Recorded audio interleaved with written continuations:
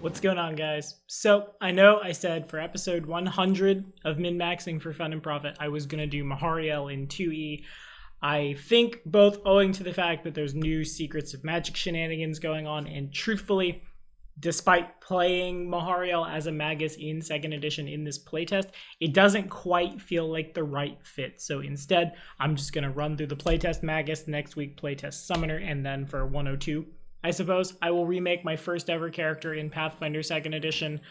But before we get there, I just wanted to really quickly, to all y'all out there, do a quick cheers, y'all. This marks episode 100 of the first ever Patreon goal, because truly, especially in 1st edition, Min-Maxing for Fun and Profit does take a lot of research. A lot of people in my personal life and in like BDG circles have questioned why I let people have access to the library of Google Sheets that you can find all these builds on for like whatever y'all can afford, because I could make a lot more money on them. And a part of the reason that is because the folks on Patreon who have supported me, who I do get to GM for, who I've fought, died, laughed, and cried with across a billion campaigns over the course of like just over 3 years. Guess we'll talk about 3 years in the Mahariel video also. Have seen to it that like 90% of my needs are covered by BDG. If it wasn't for this busted pancreas, we'd probably go 100% at this point. And I want to make sure there's something in the community, because especially in the times of the coronavirus, like tabletop gaming is super important. Character optimization, as so many of my patrons who have started as little baby Pathfinders and turned into, hey Tommy, I have this obscure ass question about a thing. It's 3 a.m. Let's talk about it. And y'all are the best for it, truly. It's a sync that is just good for the brain during these days, but I'm rambling. Thank you guys for helping BDG cross over another milestone. Y'all are the best. Also, did you know there's a playtest in 2E for the Magus? Yeah, we gotta talk about it. Remember, if you're liking what you're seeing, to like, subscribe, and ding the bell. Otherwise, all of my sentimentality would have been for naught. And also, you can get a Google Sheet that this playtest is put together on, and a bunch of other Pathfinder this and this many things. Anyway, let's get to it. All right, I will begin the video today by addressing the obvious Baylor in the room. The 2nd edition playtest Magus is divisive. There are lots of people that think there are lots of things wrong with it. I've had a chance to play it, and we're off this week, but we should be on next week. I'll put a link in the description, actually, on that note. I am playing an Elf Magus on Squish Beans as we're running through the Slithering, and it plays on Twitch every Saturday night, me and some of my good, noble, friendly clients doing a bunch of ooze murder. It's real fun. And I guess I ought to also, again, say big shout out to Wiffle Possum Productions for running that for me, because truly being a player in the system is kind of what I need in 2nd edition right now. I will understand something a lot better if I get the chance to dive in and screw with it. I'll talk about what I think could change to make the Magus a little more fun at the end of the video. For now, let's just dive right in, shall we? So for today's Ancestry, though I'm playing an elf, ironically, given their lore, the Hobgoblin is perfect for a Magus right now. 8 hit points is not a lot, so padding out your con in Ancestry, super strong. We cast off our intelligence, so a boost there, also great. Really, if we had a strength in Ancestry, I would consider switching over, and maybe we'll get one soon. But for now, it's just so well positioned to help the Magus do what it wants to do, which still is put a bunch of damage on the board.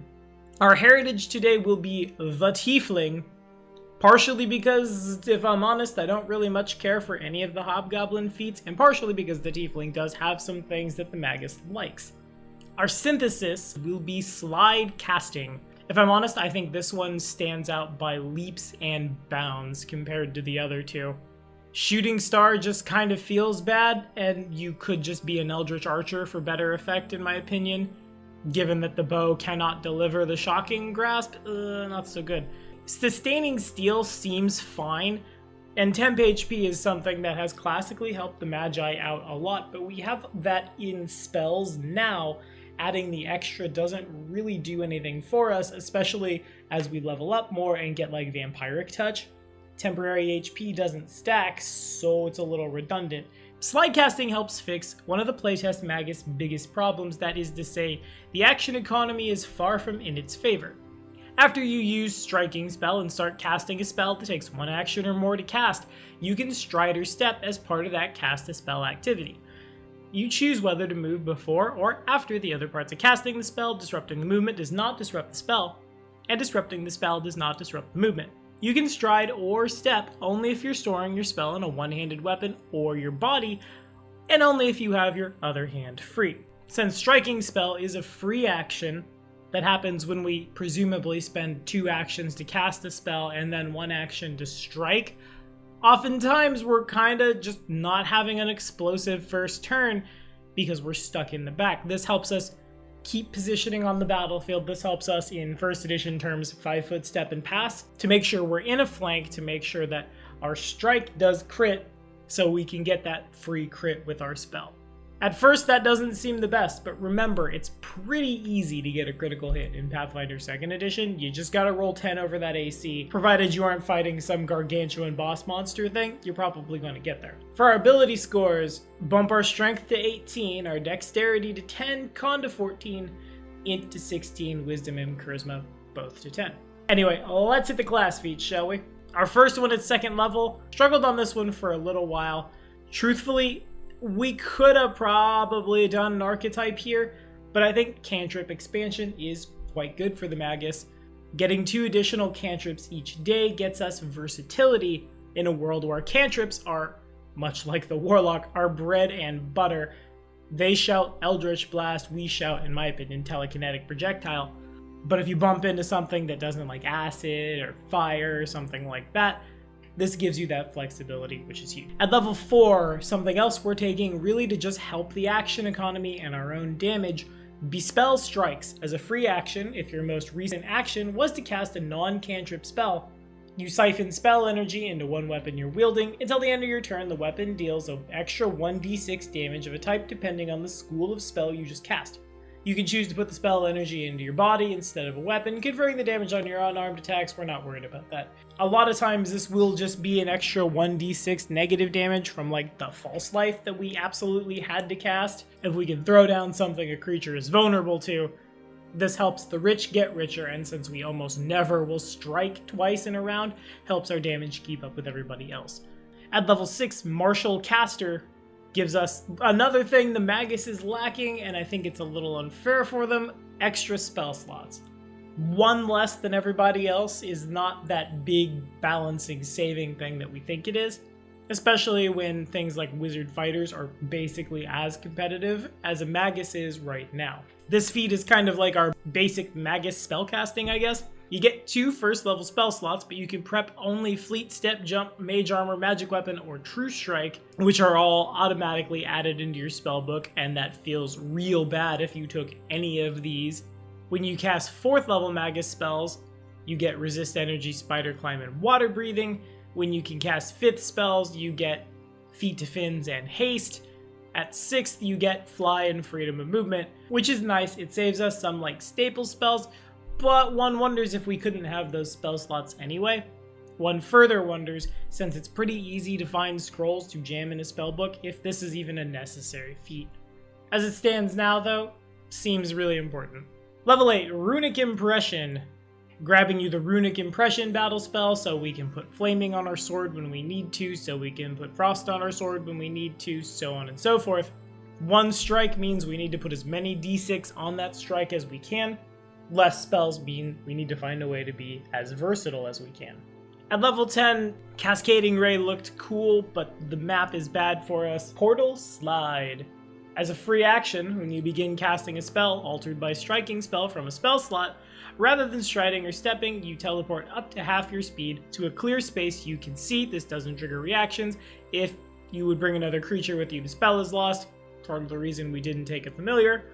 If the spell you cast is of the Conjuration or Transmutation school, you can double the max distance, which helps us, again, just go into flank attack. Give them a -2, try to crit fish. Give them a -2, enable the rogue. Maybe I'm biased because I'm seeing this a lot at my tables recently, but TTRPGs truly are a game of get by with a little help from your friends. So many times do I have players come in thinking that they can just build a very optimized thing, and then that means they will win all the time because they built something that was great. While I think that's helpful and fun, it's a whole video series I do really, you can't put an I in team when the world can vomit basically whatever it needs to confront you. Anyway, Quicken Spell Strike.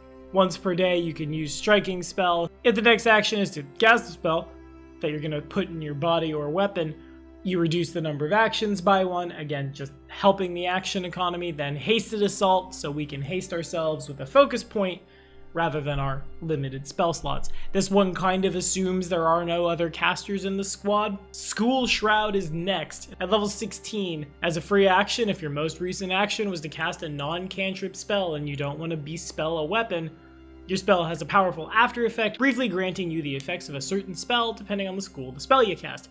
The after effect lasts until the end of your next turn instead of its usual duration. Using School Shroud again ends any existing spell benefit. Abjuration gets you Stone Skin, Conjuration gets you Blink, Divination gets See Invisible, Enchantment gets Heroism, Evocation gets Fire Shield, Necromancy can almost just remove False Life from its list, though again kind of feels bad given that the False Life from your Vampiric Touch wouldn't stack.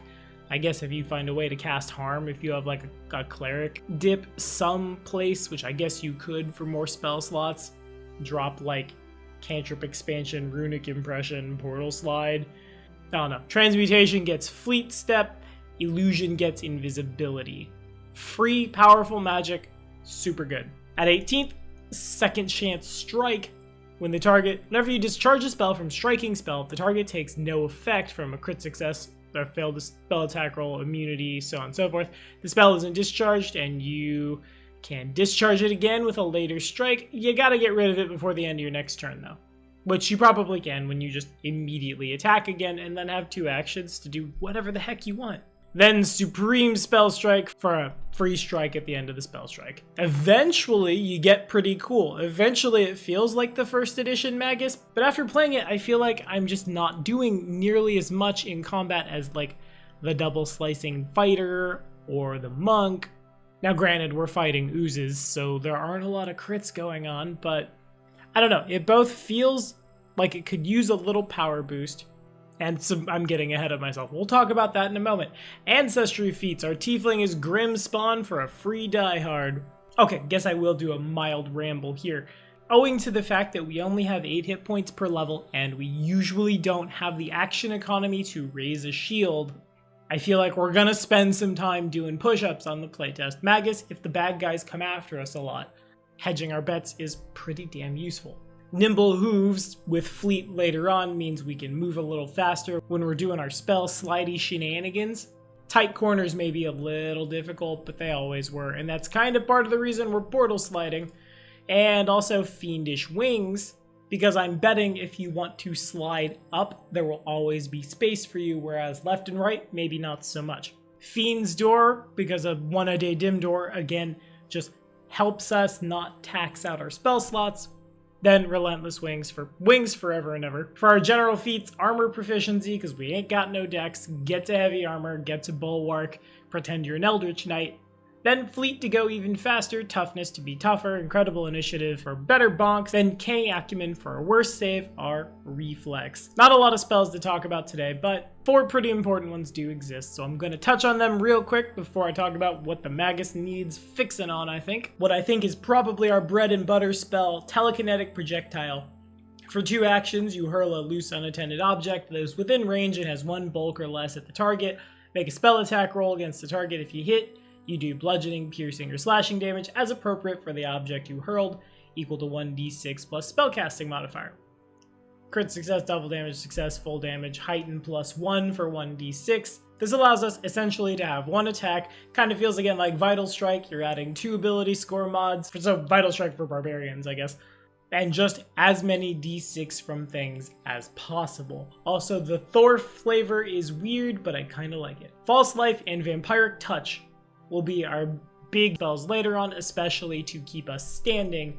False Life will enable an extra 1d6 negative damage and gives you temp HP equal to 6 plus spellcasting ability modifier. If the temp HP from Sustaining Steel stacked with this, God, that's really hard to say.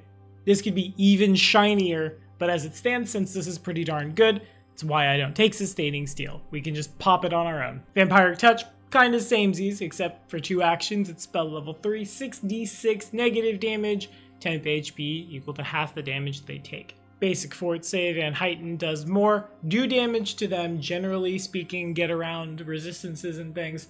I guess if we're fighting zombies, we'll just all feel bad. But lastly, I'd feel weird if I didn't talk about it. Disintegrate.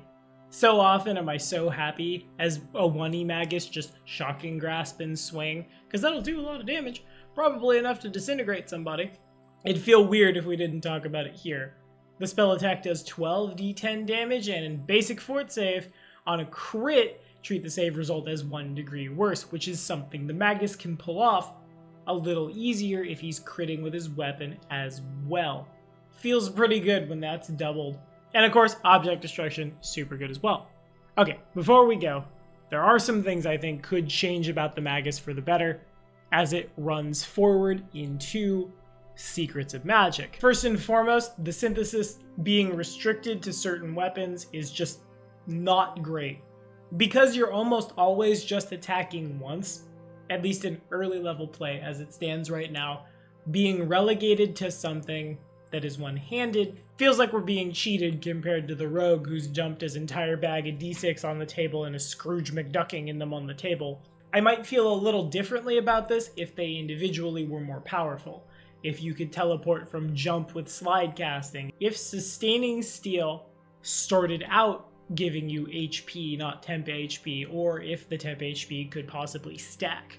Second thing, the action economy on new Spell Strike has to change a little bit. I think it should cost 1 less action. With the trigger, you're about to cast a spell that would qualify for Spell Strike now, put the spell in the weapon, then make a strike with all the relevant flavor text there. It does make slide casting a little weird.